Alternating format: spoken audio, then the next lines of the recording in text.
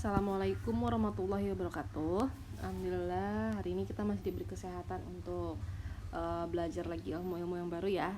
Langsung aja kita mulai lanjutan dari permutasi yang kemarin, yaitu permutasi dengan beberapa unsur yang sama. Kalau kita flashback, kemarin kita udah belajar notasi faktorial, terus permutasi semua unsur beda, permutasi sebagian unsur beda, sekarang permutasi beberapa unsur sama. Kalian bisa langsung buka di buku paketnya, itu ada di halaman 181 ya. Formulasi dengan beberapa unsur yang sama. Lanjut, misalkan terdapat 7 bendera terdiri dari 4 bendera berwarna selain putih dan 3 bendera putih. Nah, di sini ada 7 bendera. 4 benderanya warna putih. 4 bendera berwarna selain putih dan 3 bendera putih.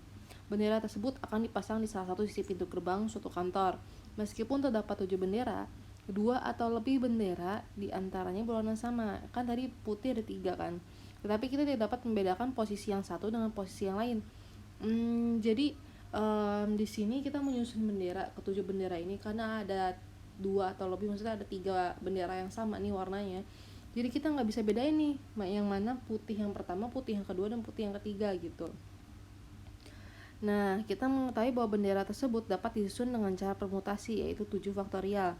Namun dengan adanya beberapa bendera berwarna sama tadi, ini jadi pengecualian. Kita tidak dapat membedakan permutasi tersebut secara utuh. Jadi kalau cuma 7 bendera doang, itu kan bisa pakai notasi faktorial biasa kan, langsung 7 faktorial. Tapi di sini ada 3 bendera berwarna sama. Nah, ini yang disebut permutasi dengan beberapa unsur yang sama.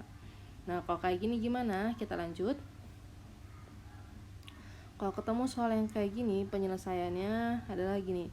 Teoremanya banyak cara membagi N buah unsur ke dalam sel yang masing-masing berisi N1 unsur pada sel pertama, N2 unsur sel kedua, dan seterusnya adalah, ini rumusnya ya. Rumusnya adalah N faktorial per N dikurang 1, N1 faktorial, N2 faktorial, dan seterusnya.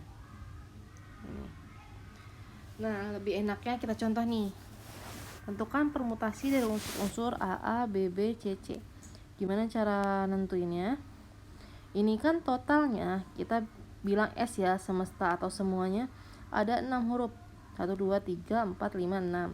Nah, dari 6 huruf ini ada beberapa unsur yang sama. Nah, A-nya nih, A-nya ada 2. A-nya ada 2, B-nya ada 2, B-nya ada 3, C-nya, kalau C nggak ada yang sama ya, C cuma 1 doang. Nah, sehingga banyak yang permutasi adalah, nah ini menggunakan rumus yang tadi, permutasi dengan beberapa unsur sama. Jadi N-nya itu N awal ya, total anggotanya 6, berarti 6 faktorial per dibagi dengan penyusun dari ke-6 huruf itu. Tadi A ada 2, terus B ada 3, dan C-nya ada 1. Jadi kalau dihitung kita ini 6 kali 5 kali 4 kali 3 per 2 faktorial kali 3 faktorial dikali 1. Atau faktorial kan yang ngaruh, 3 faktorial ini bisa dicoret. 4 bagi 2, 2, 6 kali 5, 30 kali 2, 60. Seperti itu ya. Sampai sini semoga dipahami. Kita lanjut. Nah, contoh soal yang lain. Berapa banyak permutasi dari huruf-huruf pada kata literatur? Nah, di kata literatur ini kita hitung dulu. Totalnya ada berapa nih literatur? Berapa huruf? 1, 2, 3, 4, 5, 6, 7, 8, 9 ya. Jadi untuk N-nya sama dengan 9. Lanjut, unsur-unsur yang samanya kita lihat ya. Huruf L ada 1. Terus I ada 1 juga ya. Terus huruf ini I ini, terus huruf T ada 2. Huruf E ada 1. R 2 ya. Jadi yang kita tulis yang ini aja, yang lebih dari 1 ya, yang 1 nggak usah. R ada 2, T ada 2, A1, U1. Ya udah, berarti rumusnya 9 faktorial 9 faktorial per 2 faktorial dikali 2 faktorial, kayak gitu, selesai. Nah ini itu betul ya.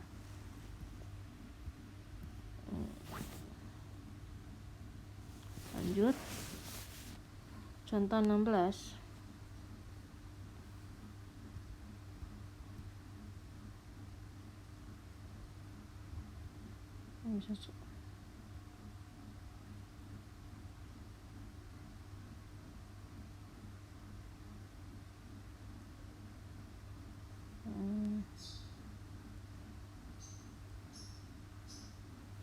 Kita lanjut ke contoh 16.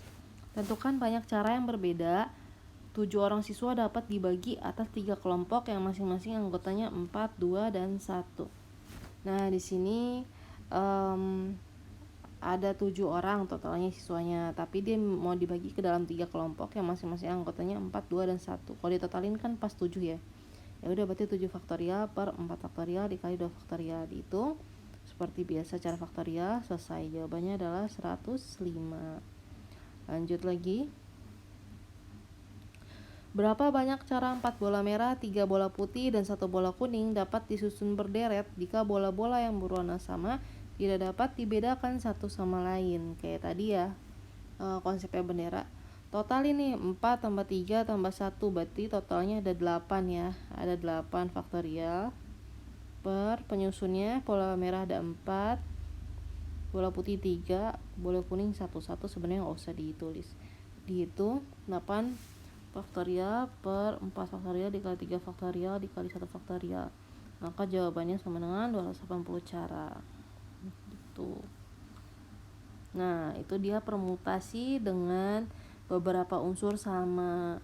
Jadi unsur-unsur yang sama itu nggak bisa dibedakan. Tadi contohnya kayak huruf-huruf yang sama, warna-warna yang sama, kayak gitu ya. Lanjut. Permutasi yang terakhir yaitu permutasi siklis atau permutasi melingkar. Kenapa disebut permutasi melingkar? Karena ini ciri khasnya udah kelihatan banget. Setiap soal yang ada kata-kata disusun melingkar, disusun dalam meja bundar, nah itu pasti pakai permutasi siklis, nggak mungkin pakai yang lain. Contoh nih, misalkan kita menyusun 4 huruf ABCD secara melingkar seperti pada gambar 3.1 dengan catatan bahwa ABCD, BCDA, CDAB, dan DABC tidak dibedakan. Jadi dalam hal ini sebuah huruf akan selalu menempati jalan lingkaran tersebut. Dengan aturan pencacahan kita dapat menyajikan dengan diagram berikut. Nah, kayak gini. Jadi kalau misalkan secara umum banyaknya permutasi siklis, langsung aja ya. Ini rumusnya ya. Rumusnya adalah ada berapa nih hurufnya? Ada 4. Permutasi siklisnya tinggal masukin ke rumusnya ini. Berarti jawabannya 4 dikurang 1 faktorial. 4 kurang 1 3. 3 faktorial sama dengan 3 kali 2 kali 1 sama dengan 6. Jawabannya gitu. Itu dia permutasi siklis. Contoh 17. Berapa banyak cara 9 kue yang berbeda dapat disusun melingkar di atas sebuah meja? Ya udah, ini berarti jawabannya 9 dikurang 1 faktorial sama dengan 8 faktorial. Dihitung deh berapa 8 faktorial. Nah ini ya, kita lihat lanjutannya. 8 faktorial 40.320. Lanjut nomor 2, tentukan banyak cara 7 orang yang dapat duduk pada keliling meja apabila 2 orang istimewa harus selalu bersama. Nah ini agak ribet, tapi kalau udah paham kondisinya pasti jadi nggak ribet. 7 orang nih. Dari ke-7 orang ini ada 2 orang yang istimewa dan harus selalu bersama. Berarti si 2 orang ini berarti saya gini aja keluarin ya, 7 dikurang 2. Ya kan sisanya 5 orang nih. 5 orang ini kan bebas ya, bebas mau duduk di mana aja. Nah si 2 orang ini dianggap menjadi satu, dia dianggap menjadi sepasang atau satu. Jadi tempat duduk dia kemanapun berada dia dianggap satu, karena kan 2 tempat duduk itu harus jadi punyanya mereka gitu, karena mereka orang istimewa. Jadi permutasi siklisnya adalah totalnya jika 2 orang tadi diandaikan sebagai 1 orang, maka ada 6 orang yang hendak duduk melingkar. Jadi 6 dikurang 1 faktorial 5 faktorial, 120 cara. Nah jadi banyaknya cara 7 orang tidak duduk mengelilingi meja adalah 2 faktorial dikali 5 faktorial. Kenapa ini dikali 2 faktorial? Saya kasih contoh nih. Ini kan duduk melingkar nih. Ini orang 1, 2, 3, 4, 5, 6, 7. Nah, 2 orang ini istimewa nih. 2 orang ini istimewa. 2 orang ini istimewa. Nah, berarti kan yang tempat duduk yang bisa tuker-tuker kan tinggal 5 nih. 1, 2, 3, 4, 5. Nah, 2 orang ini dianggap satu tempat duduk kan. Jadi, 1, 2, 3, 4, 5, 6. Jadi totalnya ada 6 susunan tempat duduk yang harus kita hitung. Nah, terus kenapa ini dikali 2 faktorial? Karena si orang ini dari 6 susunan tadi bisa gonta-ganti kan duduknya, bisa si ini A misalkan, ini si B, bisa B ke A ke B gitu. Jadi posisi mereka bisa tuker-tukeran posisi. Jadi totalnya 120 langsung dikali 2 sama dengan 240 cara. Paham ya kalau sampai sini ya? Nanti kalau soalnya 7 orang dapat duduk bersama apabila ada 3 orang yang istimewa, ya udah berarti kalau 3 orang yang istimewa jatuhnya 7 dikurang 3 sama dengan 4. Nah, ini kan dianggap satu posisi mereka ya. Berarti 4 ditambah 1 ada 5 faktorial. 5 faktorial dapat terus dikali 3, karena 3 orang itu kan bisa tuker-tukeran duduknya. Gitu. Sampai sini semoga dipahami. Lanjut. Nah, pembahasan permutasi alhamdulillah sudah habis semua. Dari notasi faktorial, permutasi semua unsur beda, permutasi sebagian unsur beda, permutasi sebagian unsur sama, permutasi beberapa unsur sama, terakhir permutasi siklis. Nah, sekarang kita masuk ke kombinasi. Kalau dari penjelasan yang ada di buku teks kalian, itu ada di halaman 180,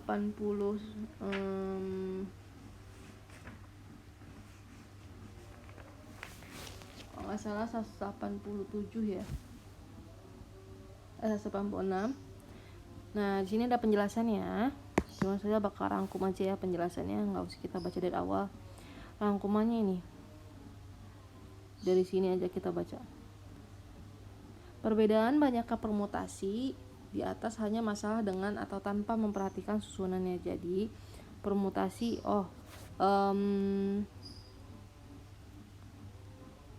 permutasi 22 dari 3 unsur ABC.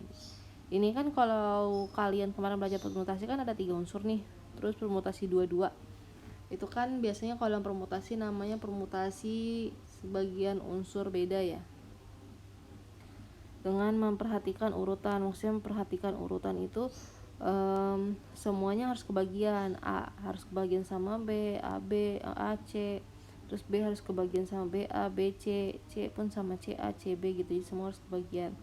Nah, permutasi 22 dari 3 unsur ABC tanpa memperhatikan urutannya. Kalau tanpa memperhatikan urutan kan boleh aja cuman AB, BC sama AC, pokoknya yang penting gak ada yang berulang gitu loh. Kayak kalau di permutasi yang perhatikan urutan kan AB sebenarnya sama BA kan sama aja, itulah di urutan yang kedua dia nggak memperhatikan urutan. Tapi kalau di permutasi yang pertama dia perhatikan urutan, AB sama BA beda kan urutannya beda, A duluan, kalau ini B duluan gitu. Yang dimaksud dengan memperhatikan urutan dan tidak memperhatikan urutan. Nah, jadi suatu permutasi tanpa memperhatikan urutan unsur yang terpilih disebut kombinasi. Pada contoh kasus di atas, yaitu permutasi 2 unsur dari 3 unsur diketahui tanpa memperhatikan urutan, ditulis dengan simbol C kurung buka 3,2 atau C 3 di atas 2 di bawah, sama aja. Itu ya, nyampe sini semoga dipahami. Jadi kalau misalkan permutasi biasa ini dia membagi susunan-susunan dengan memperhatikan urutan. Tapi kalau misalkan kombinasi itu tidak ya, tanpa memperhatikan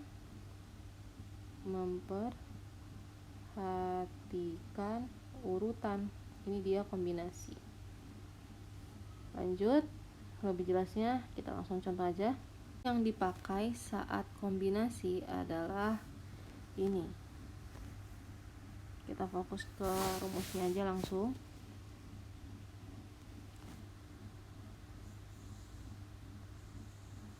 Ya, C n, R sama dengan n faktorial per r faktorial dikali n dikurang r faktorial. Itu dia rumusnya. Jadi untuk beberapa kasus nanti kayak yang C43 itu kan berarti jadinya 4 faktorial per 3 faktorial dikali 4 dikurang 3 faktorial. Karena 4 dikurang 3 itu adalah 1, jadi ya udah abaikan, tinggal 4 bagi 3 faktorial kan. 4 kali 3 faktorial per 3 faktorial. Coret-coret berarti jawabannya 4. Nah, kalau misalkan nanti kalian bisa memperhatikan sifatnya, jika atas dan bawah selisihnya hanya 1, udah pasti jawabannya itu yang atasnya, balik lagi ke yang atasnya gitu. Yuk kita contoh soal biar lebih jelas. Dalam suatu ulangan matematika, setiap siswa diwajibkan menjawab 5 soal dari 8 soal yang diajukan. Berapa banyak pilihan untuk menjawab soal tersebut? Nah, kenapa soal ini disebut soal kombinasi? Karena dalam menjawab soal ini, dia tidak memperhatikan urutan soal nomor berapa dulu yang harus dikerjakan, itu enggak diperhatikan di soal ini. Yang penting, si siswanya itu wajib menjawab 5 dari 8. Otomatis semestanya totalnya adalah 8, yang diminta, yang dikerjakan adalah 5. Berapa banyak pilihan untuk menjawab soal tersebut? Ya udah, berarti 8 faktorial per R-nya 5, N-nya 8, berarti 8 kurang 5, 3 faktorial. Dihitung ya, 8 kali 7 kali 6. Nah, 5-nya hilang kemana nih, 5 faktorialnya? Karena ini kan awalnya 5 faktorial. Ini 5 faktorial, langsung coret ya. Coret, tinggal 3 kali 2 kali 1. Kalau ngitung faktorial, saya yakin kalian udah jago-jago nih. Jadi jawabannya 3 kali 2, 6, 56 cara untuk menjawab soal tersebut. Kita lanjut ke contoh berikutnya. Berapa banyak macam kartu, ini contoh 19, yang mungkin jika pada satu set kartu bridge diambil 5 kartu. Berapa banyak macam kartu yang mungkin jika pada satu set kartu bridge diambil 5 kartu. Yang kita tahu kartu bridge itu totalnya ada 52. Terus yang diminta kan tadi 5 ya. Ya udah, berarti 52, R-nya 5. Dihitung jawabannya segini. Insya Allah sih nanti kalau saya bikin soal nggak sefantastis ini angkanya, bisa dihitung tanpa kalkulator.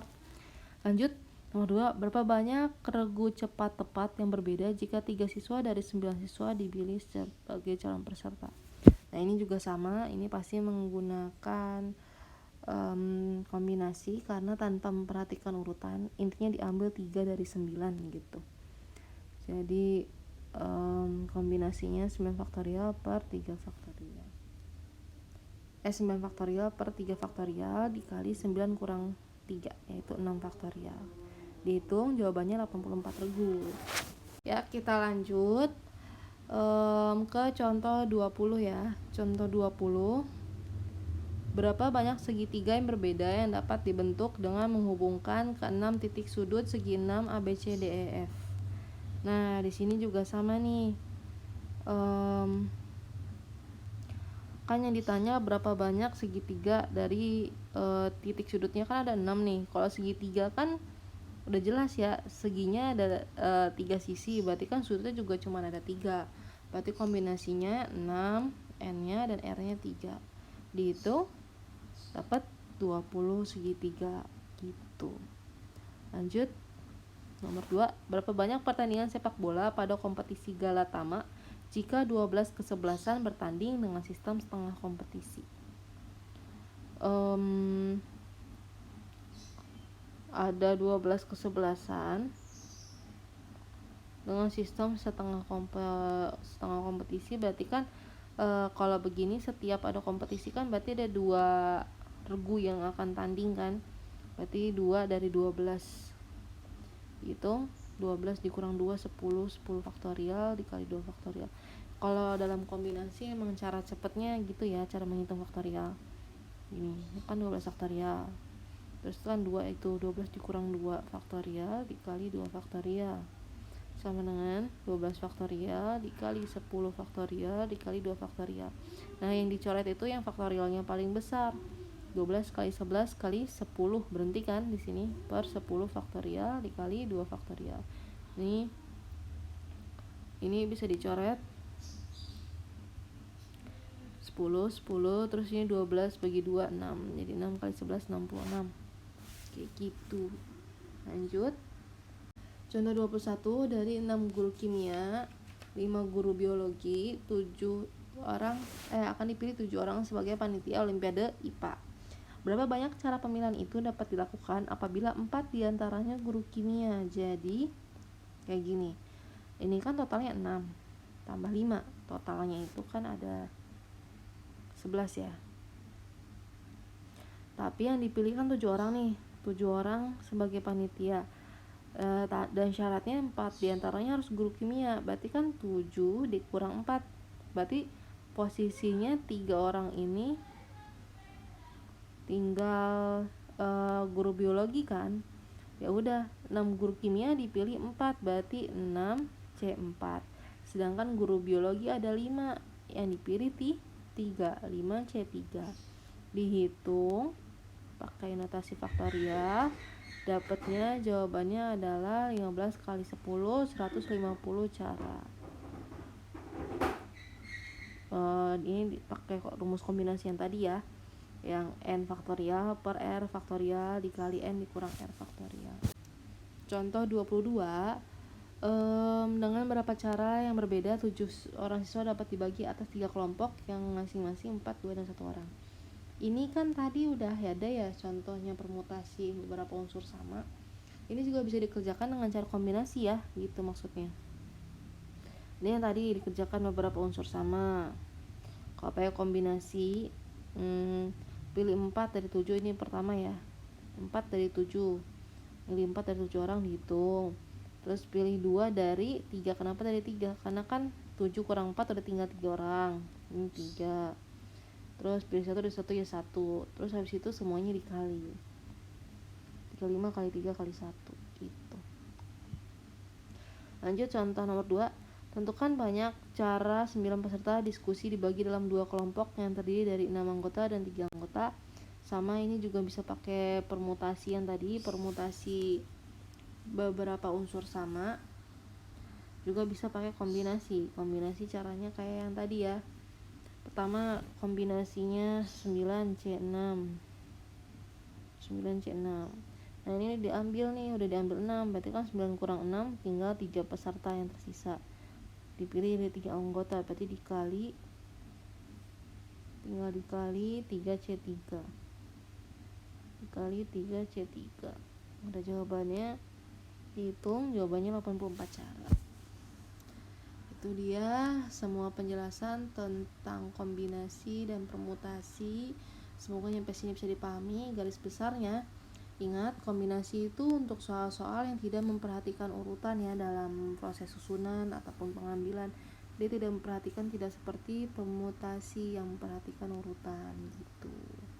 Ya udah, cukup sekian, kurang lebihnya mohon maaf jika terjadi kesalahan penulisan ataupun penjelasan. Wassalamualaikum warahmatullahi wabarakatuh.